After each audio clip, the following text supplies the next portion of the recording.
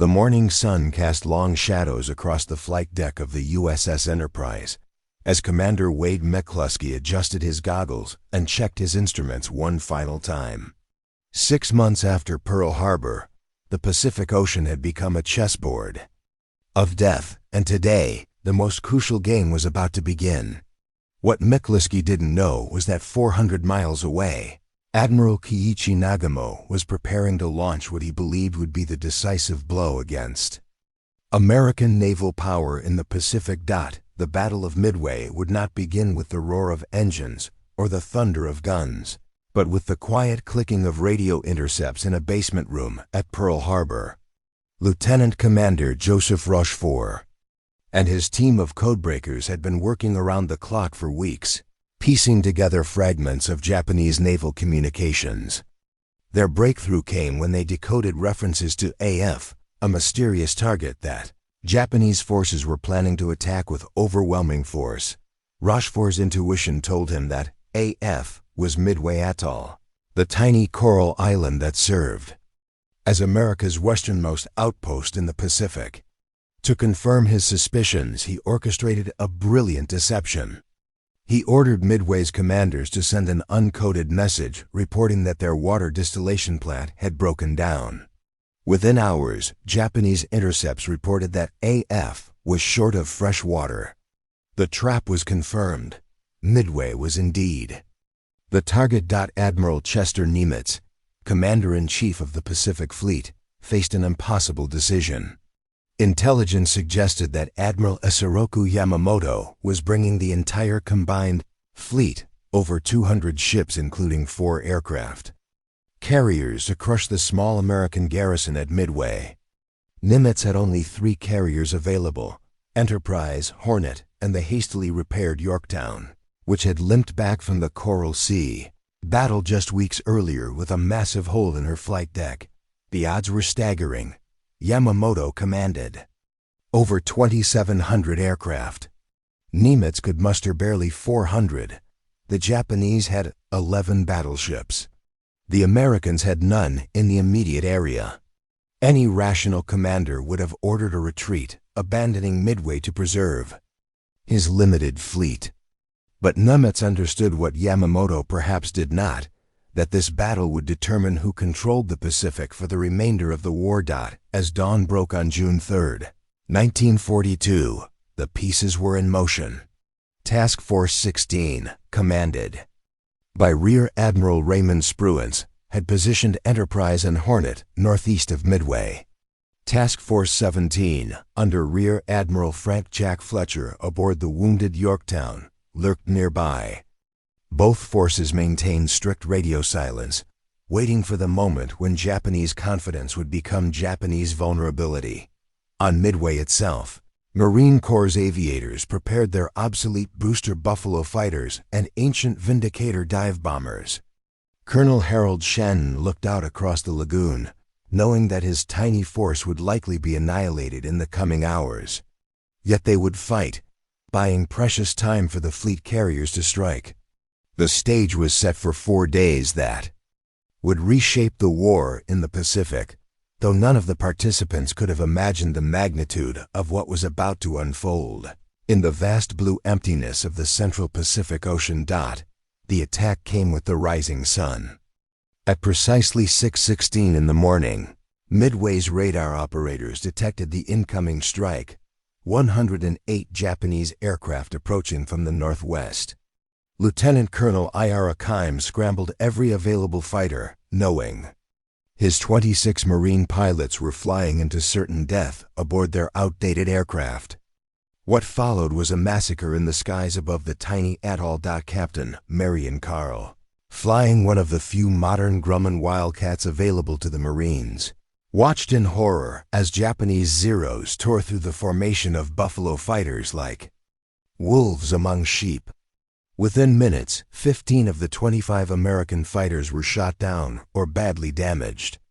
Carl himself barely escaped, his Wildcat riddled with bullets, hydraulics failing, but somehow still airborne. Below, the island erupted in flames and explosions as Lieutenant Joichi Tomonaga's bombers found their targets. The power plant exploded. in a mushroom of black smoke. Fuel tanks detonated, sending sheets of flame across the runway. The seaplane hangar collapsed in a twisted mass of metal and concrete.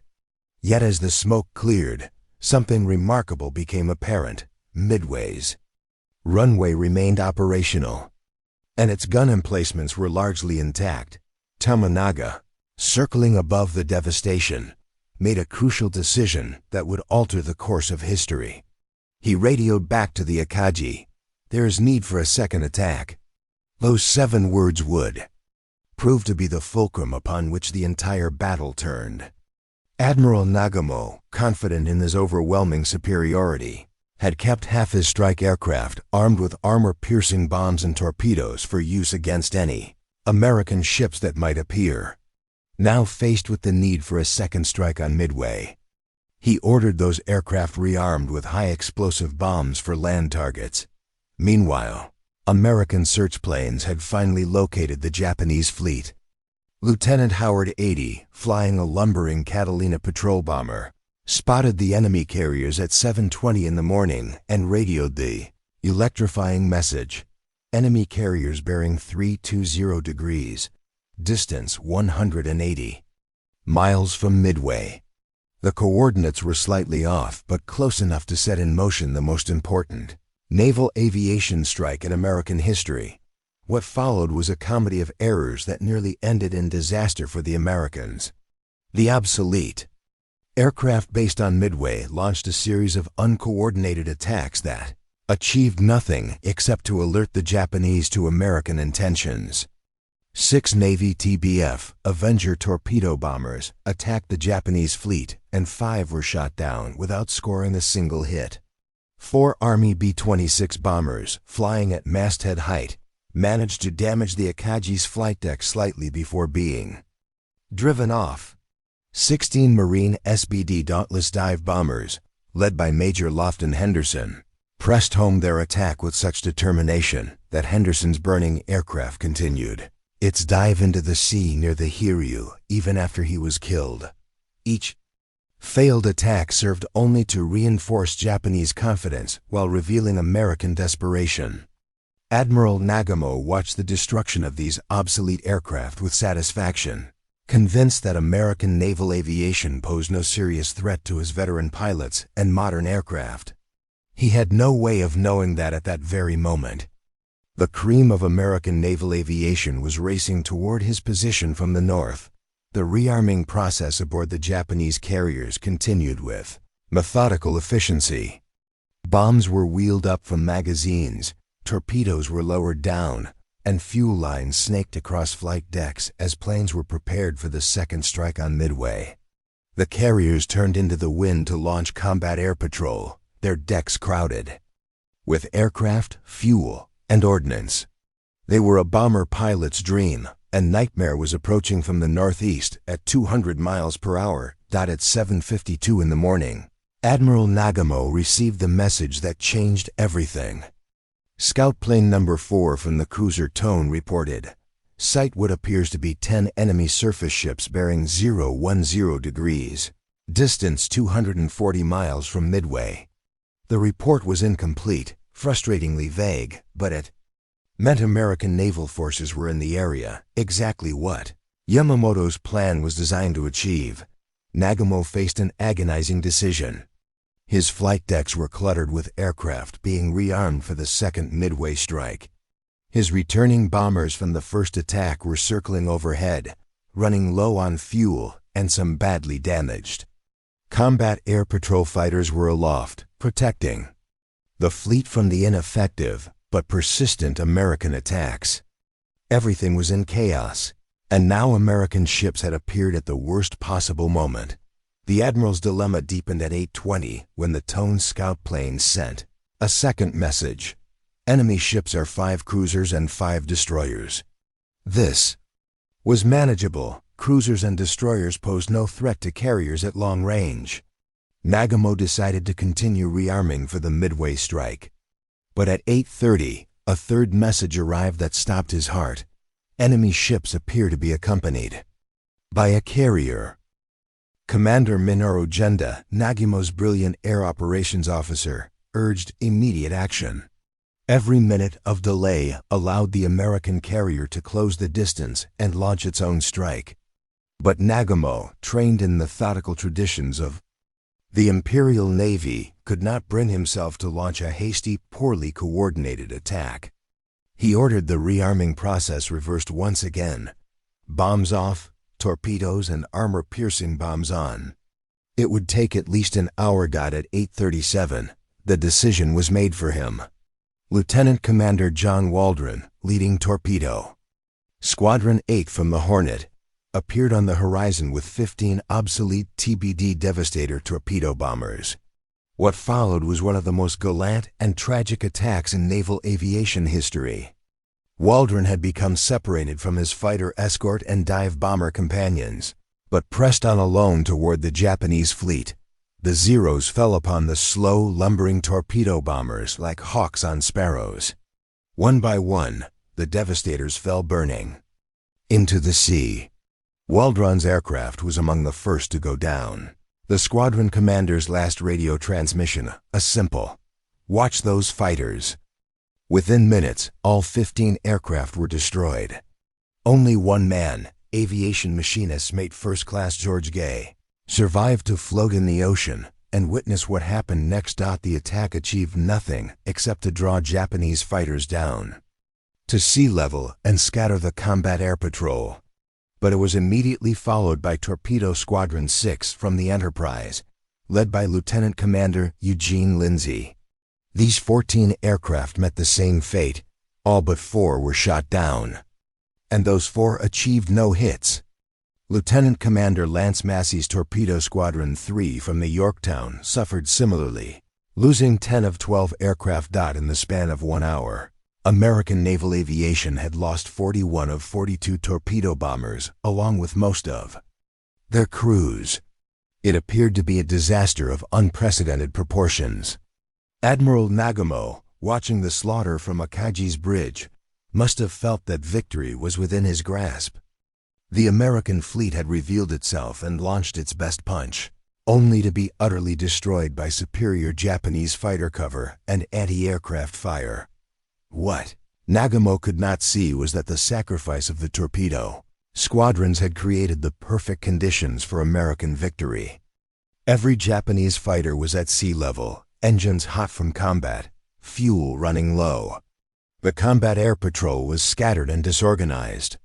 Most importantly, the flight decks of all 4 Japanese carriers were crowded with fully fueled and armed aircraft, fuel lines, and ordnance, a volatile mixture waiting for a spark. At exactly 10:22 in the morning, that spark appeared in the form of Lieutenant Commander Wade McCluskey's dive bombers from the Enterprise, approaching from 15,000 feet with the morning sun at their backs. The Japanese lookouts, scanning the horizon for more torpedo attacks, never saw them coming.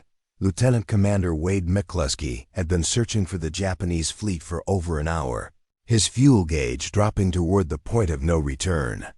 His 37 SPD Dauntless dive bombers from the Enterprise had missed their scheduled rendezvous with fighters and torpedo planes, leaving them to hunt alone across the vast Pacific. Most pilots would have turned back, but McCluskey pressed on, following a lone Japanese destroyer that he hoped was rushing to rejoin the main fleet. At 10:22, his persistence paid off. Through the scattered clouds below, he spotted the 4 Japanese carriers arranged in a diamond formation, their flight decks packed with aircraft being prepared for launch. The sight that greeted him was a dive bomber pilot's dream, targets that couldn't have been more perfectly arranged. If they had been positioned by the Americans themselves, McCluskey made his decision in seconds. The Akagi and Kaga lay closest, steaming into the wind to launch aircraft. He took his squadron against the Akagi while Lieutenant Dick Best's squadron dove on the Kaga. At almost the same moment, Lieutenant Commander Maxwell Leasley's dive bombers from the Yorktown appeared overhead and rolled into their attack on the Hiryu. After hours of failed attacks and heavy losses, 3 American dive bomber squadrons had achieved perfect coordination through pure coincidence. The Japanese were caught. completely off guard. Every Zero was still at sea level, having just finished destroying the torpedo squadrons. Anti-aircraft gunners, exhausted from hours of action, were slow to react to the new threat from above. Admiral Nagumo and his staff, watching from Akagi's bridge, could only stare in horror as the American dive bombers plunged toward their ships at nearly vertical angles. Lieutenant Dick Best, leading the attack on the Akagi, had never seen a more perfect target. The carrier's flight deck was crowded with aircraft, fuel hoses, and ammunition. Best's 1,000-pound bomb struck just behind the carrier's island, penetrating the flight deck and exploding in the upper hangar. The blast ignited aviation fuel and ordnance in a chain reaction that turned the pride of the Japanese fleet into a floating inferno within minutes. On the Kaga, the results were even more devastating. Lieutenant Commander Wade McCluskey's bomb struck near the bridge, killing Captain Jisaku Okada and most of his senior officers instantly. 2 more bombs followed, one penetrating deep into the ship's magazine. The explosion that followed lifted the 26,000-ton carrier bodily out of the water. Within 20 minutes, she was a burning hulk, her back broken. Settling rapidly by the stern dot, the Soryu met a similar fate under the assault of the Yorktown's dive bombers. Lieutenant Commander Maxwell Leslie's attack was textbook perfect. 3 direct hits that turned the carrier into a torch. Captain Ryusaku Yanagimoto, determined to go down with his ship, was last seen standing on the bridge as flames consumed the carrier around him.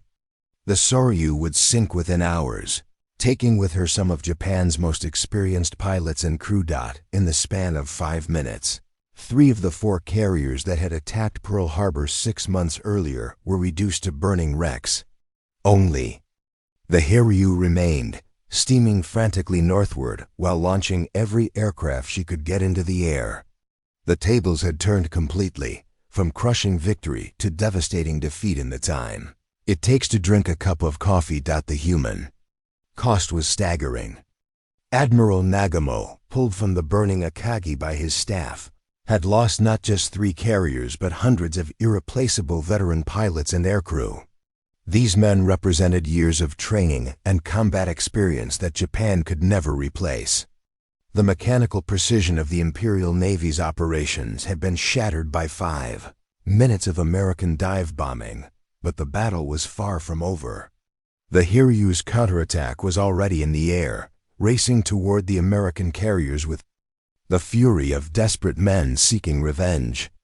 The morning's triumph would be followed by afternoon's trial, as the Americans learned that a wounded enemy could still deliver a fatal blow. Captain Tomio Keiku stood on the bridge of the Hiryu, the last operational Japanese carrier, and watched the smoke columns rising from his burning sister ships. The Akagi, Kaga, and Soryu were finished, their flight decks twisted wreckage, their hangars infernos of aviation fuel and exploding ammunition. But Kaku's ship remained operational, and he intended to exact a terrible price for the morning's disaster. At 11:30, Lieutenant Michio Kobayashi led 18 Val dive bombers and 6 Zero fighters off the Hiryu's deck, heading northeast toward the reported position of the American carriers. These pilots were among Japan's finest, veterans of Pearl Harbor, Wake Island, and the Dutch East Indies campaign. They flew with the cold determination of samurai who knew they might not return, but who were bound by honor to strike back at their enemies. The American carriers, having achieved their stunning victory, were in no position to celebrate. Admiral Fletcher, commanding from the Yorktown, knew that at least 1 Japanese carrier remained operational. The ship's radar operators scanned the skies nervously while fighter controllers prepared to launch every available Wildcat to defend the task force. The Americans had won the morning, but the afternoon would test whether they could survive their own success. At 12:10, Yorktown's radar detected the incoming Japanese strike 70 miles out. Captain Elliot Buckmaster ordered general quarters as 12 Wildcat fighters climbed to intercept. The ensuing air battle was a masterpiece of fighter tactics. with Lieutenant Commander John Thatch employing his innovative Thatch Weave formation to counter the superior maneuverability of the Japanese Zeros. Despite being outnumbered, the Americans managed to shoot down 10 of the 18 Japanese bombers, but 8 got through. Lieutenant Kobayashi, his bomber damaged and smoking, pressed home his attack with the fanaticism that characterized Japanese naval aviation. His bomb struck the Yorktown's flight deck, penetrating deep into the ship before exploding in the rag storage compartment. The blast and subsequent fires killed dozens of men and filled the ship with choking smoke. But damage control parties worked with desperate efficiency to keep her operational. Within an hour, the Yorktown was making 20 knots and launching aircraft again. Her crew had performed miracles of damage control, patching holes, fighting fires, and restoring power with the skill that would become legendary in the American Navy.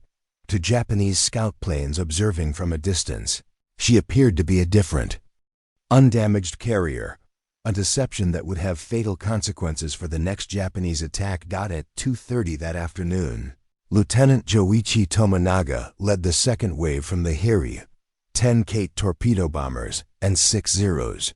Tominaga was the same pilot who had led the morning attack on Midway, and he knew this would be his last mission. His aircraft had been damaged earlier and couldn't make the return trip to the carrier.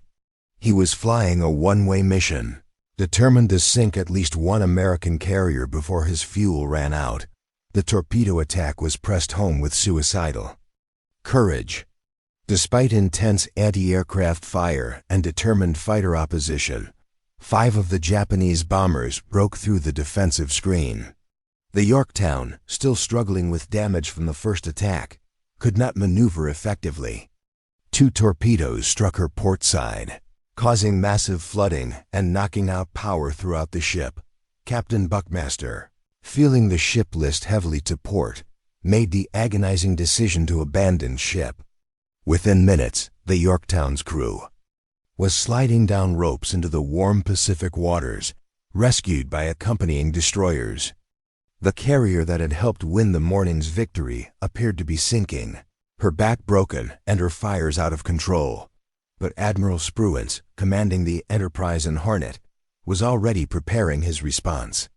Scout planes had located the Hiryu, and every available dive bomber was being armed and fueled for what would be the final act of this deadly drama. The afternoon had seen Japanese courage and skill extract a measure of revenge. But the mathematics of carrier warfare were inexorable. The Americans still had 2 operational carriers to Japan's 1. The late afternoon sun painted the Pacific in shades of gold and crimson as Lieutenant Commander Clarence Wade McCluskey prepared for his second strike of the day. The Enterprise's flight deck bustled with activity as 24 SBD Dauntless dive bombers were spotted for launch, their 1,000-pound bombs gleaming in the fading light. McCluskey had already helped sink 2 Japanese carriers that morning. Now he would finish the job. At 5:07, Scout Bomber Squadron 6 roared off the Enterprise's deck, followed by bombers from the Hornet. Their target was the Hiryu, the last operational Japanese carrier reported to be fleeing northwest at maximum speed. Captain Tomio Kaku, commanding the Hiryu, knew his ship was doomed, but was determined to get his remaining aircraft into the air for one final strike against the Americans. The race was on. Could the Japanese launch their last bombers before the American dive bombers arrived? Kaku ordered maximum speed, pushing his ship's engines beyond their rated capacity. Black smoke poured from the Hiryu's stacks as she carved through the swells at over 30 knots. Her flight deck crews working frantically to prepare the last 10 aircraft for launch. At 5-40-5, the Americans found their target. The Hiryu was alone except for 2 escorting destroyers, having outdistanced the rest of the Japanese fleet in her desperate flight. McCluskey studied the scene below. The carrier was turning into the wind to launch aircraft, her flight deck crowded with planes and fuel lines. It was Pearl Harbor in reverse, with American bombers preparing to strike a Japanese carrier caught in the act of launching her own aircraft. Lieutenant Commander Walter Roddy, leading the attack, rolled his SBD into a 70-degree dive from 14,000 feet. The Hiryu's anti-aircraft guns opened fire immediately, filling the sky with black puffs of smoke and tracers. But the veteran American pilots pressed through the barrage with the skill learned in months of Pacific combat. 4 bombs struck the carrier in rapid succession, turning her flight deck into a twisted mass of steel and flame. The first bomb penetrated the forward elevator, exploding in the hangar deck among fueled and armed aircraft. The blast ignited a chain reaction that raced through the ship's interior, setting off ammunition and aviation fuel in a series of explosions that shook the 20,000-ton vessel from stem to stern. The second bomb struck near the island, killing most of the bridge personnel and severing communications throughout the ship. Captain Kaku, thrown to the deck by the force of the explosions, struggled to his feet to find his ship dying around him. Fires raged out of control throughout the vessel. Ammunition continued to explode in the magazines, and the flight deck was buckled beyond repair.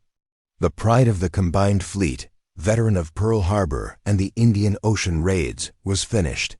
Admiral Taman Yamaguchi, commanding Carrier Division II aboard the Hiryu, made the decision that epitomized the samurai code of the Imperial Navy. Rather than abandon ship, he and Captain Kaku would remain aboard their vessel to the end. As the crew was evacuated to escorting destroyers, Yamaguchi and Kaku stood on the blazing bridge, sharing a final toast to the Emperor before going down with their ship. The Hiryu continued burning through the night, her hull glowing like a forge in the darkness. At 02:30 on June 5th, she finally succumbed to her wounds and slipped beneath the waves, taking with her the last of the carriers that had struck Pearl Harbor. In less than 24 hours, the backbone of Japanese naval aviation had been broken beyond repair. As dawn broke on June 5, 1942, the strategic balance of the Pacific War had shifted irrevocably. The Japanese combined fleet, once the most powerful naval force in the world, was retreating westward. With 4 carriers, hundreds of aircraft, and thousands of irreplaceable aircrew resting on the bottom of the Pacific, the Americans, despite the loss of the Yorktown, had achieved a victory that would echo through the remainder of the war. The Battle of Midway was over, but its consequences were just beginning to unfold across the vast expanse of the Pacific. Theater. Admiral Isoroku Yamamoto sat in stunned silence aboard his flagship Yamato, 200 miles northwest of the carnage at Midway. The architect of Pearl Harbor, the man who had warned that Japan must achieve decisive victory within 6 months or face inevitable defeat, now confronted the reality of his worst fears. In a single day, he had lost 4 aircraft carriers, over 300 aircraft, and most critically, the veteran pilots who represented the heart of Japanese naval aviation. The human cost was staggering beyond comprehension. Captain Jisaku Okada of the Kaga, Admiral Taman Yamaguchi of the Hiryu, and hundreds of Japan's most experienced naval aviators lay dead in the depths of the Pacific. These were men who could not be replaced, pilots who had trained for years, who had participated in the stunning victories of the war's first 6 months, who represented the institutional knowledge of the Imperial Navy's air arm. Yamamoto faced an agonizing decision.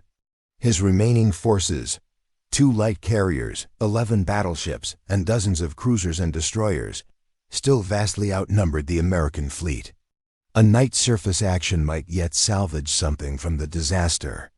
But intelligence reports indicated that American submarines were converging on the area, and land-based bombers from Midway and Hawaii could reach his ships by dawn. The risk of losing his battleships in addition to the carriers was too great. At 0-2-50-5 on June 5th, Yamamoto issued the order that ended Japanese hopes of Pacific domination: withdraw. The mighty combined fleet, which had swept across the Pacific for 6 months with seeming invincibility, turned away from Midway in defeat. The psychological impact on Japanese morale was as devastating as the material losses. The Americans, despite their victory, faced their own crisis. The Yorktown, abandoned the previous afternoon, was still afloat but listing heavily. Captain Elliot Buckmaster and a damage control party returned to the carrier at dawn on June 5th, determined to save the ship that had helped win the battle. For 36 hours, they fought to keep her afloat, welding patches, pumping out flooded compartments, and rigging emergency power cables. Their heroic efforts were undone by the Japanese submarine I-168, commanded by Lieutenant Commander Yahashi Tanabe. At 13:36 on June 6th, Tanabe fired 4 torpedoes at the crippled carrier. One struck the Yorktown, the other hit the destroyer Hammond alongside, breaking her in half and killing 80 men. The Yorktown, veteran of Coral Sea, and Midway, finally succumbed to her wounds at 0-7-0-1 on June 7th, rolling over and sinking in 3,000 fathoms of water. The strategic implications of Midway extended far beyond the immediate tactical results. Japan had begun the war with 10 aircraft carriers. Now 4 of the largest and most modern were gone, along with their irreplaceable air groups. The United States, with its massive industrial capacity, was already launching new carriers at a rate Japan could never match. The Essex-class carriers under construction would tip the balance permanently in America's favor. More importantly, the myth of Japanese invincibility was shattered. For 6 months, Japanese forces had swept across the Pacific with seeming ease, conquering territory from the Aleutians to the Solomon Islands. Midway proved that Japanese naval aviation, despite its skill and courage, could be defeated by determined American pilots flying superior tactics. The psychological impact reverberated throughout the Pacific theater. Lieutenant Commander Wade McCluskey, the dive bomber leader whose persistence had led to the discovery of the Japanese fleet, would receive the Navy Cross for his role in the victory.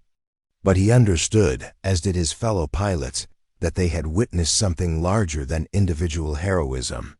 They had participated in the turning point of the Pacific War, the moment when American industrial might and tactical innovation overcame Japanese experience and elan. The Battle of Midway established the pattern that would define the remainder of the Pacific War. American forces would advance methodically across the Central Pacific, supported by an ever-growing fleet of carriers, while Japanese defenders, cut off from reinforcement and resupply, would fight with desperate courage but inevitable defeat. The 4 days of June 3rd through 6th, 1942, had indeed cemented United States control of the Pacific. In the words of Admiral Nagumo's famous assessment, Midway was essentially a victory of intelligence. But it was also a victory of courage, skill, and the industrial capacity of a democracy at war. The young men who flew their dive bombers into the teeth of Japanese anti-aircraft fire had changed the course of world history, ensuring that the Pacific would become an American lake for generations to come.